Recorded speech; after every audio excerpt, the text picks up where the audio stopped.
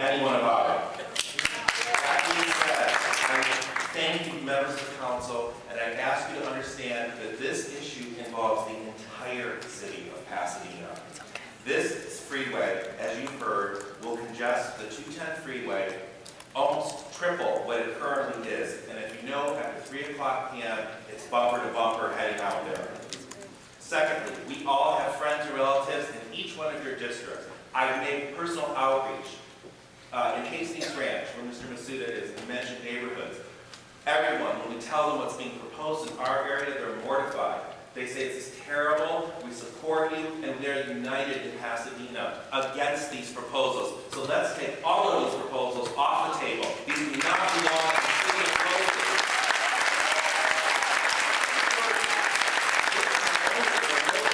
This is a national and international issue. This is the city of the Tournament of Roses. Thank you, I see the time. Can you imagine national TV? We are going to say that a freeway has come through and destroyed the city of Pasadena, California, because a governmental agency has some board has come forward and said, put it there, you would throw a dart out. It's totally unacceptable.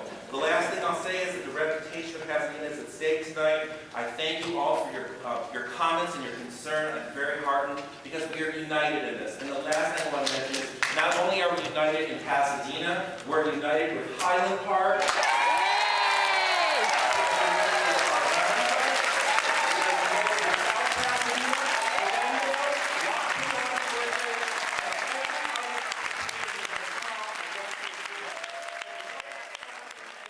Community of Carranza. Last Tuesday, I was not aware that this was going on. Thank you to Mr. Schaefer. Our community found out about this project that they had in mind here. Thank you for giving us this time. I need Metro to come to my community and tell us what they are all about. They have not been transparent. They are lying to us. Yes. My community is a Latino community where we need translation, and not only the Latino community, but the Chinese community is also here. This is not acceptable that they come to our community and say, oh, by the way, we are going to take Avenue 64 and we're going to take all your houses. That is not acceptable. Or not. And I appreciate the support. I also urge each one of you to reach out to your communities in the same manner that Ms. McGostin did. I know that my grandfather is not able to attend these events because they run so late, and he also doesn't have email access. So if you can reach out to those people in our community who also don't have access to modern technologies, I would really appreciate that as well, and to keep the rest of our process transparent for everyone in our community. Thank you. I want to thank the Pasadena City Council for hearing our community. We have yet to hear from our Los Angeles City Council. We have a lot of people working together from Pasadena to South Pasadena, to El Sereno, to Highland Park, to Eagle Rock, to Vassar Park, Cypress Park. Listen up, politicians running for office. We have 1,100 members in 2 weeks on our Facebook pages and on our Twitter accounts, and we aren't stopping. We are working on campaigns to recall people, and we are working on campaigns to keep people out of office. And we're going to the NTA meetings. These are neighborhoods, Metro. We're community people. We're Homo sapiens, not geological rocks. We cannot do that to those homes because of progress and commerce, and not share. May I ask you to direct your comments? This is true for all speakers. Please direct your comments to the City Council, the decision makers in that. Certainly. I will certainly do that. I live in a pre-World War I neighborhood. Rosa Rivas and I worked for 15 years for the HPOZ, for the Historical Preservation Overlay Zone, for Carranza to merge with Highland Park, the largest and oldest, one of the oldest HPOZs in Los Angeles.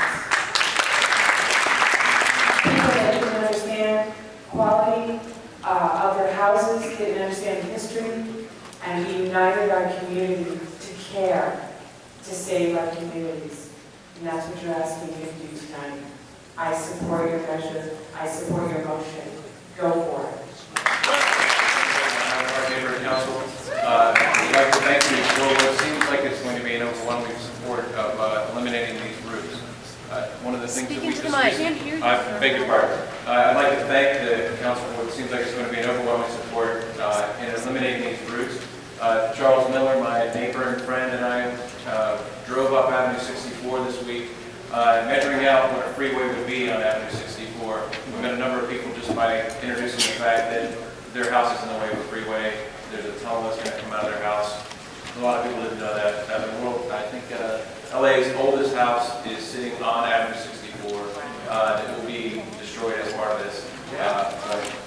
The street's only 50 feet wide and it's 132 feet for the freeway to go up Avenue 64 plus 2 more access roads. And there are a number of houses that are that way. But we'd like to thank your support. And a lake. One of the things that I wanted to comment on was that the metro outreach has been pathetic.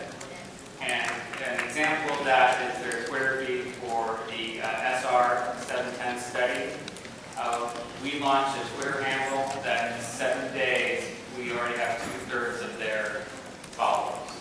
And if you look at a third of their followers, it's mostly contractors and others that are transit agencies, so I don't really count that as public outreach.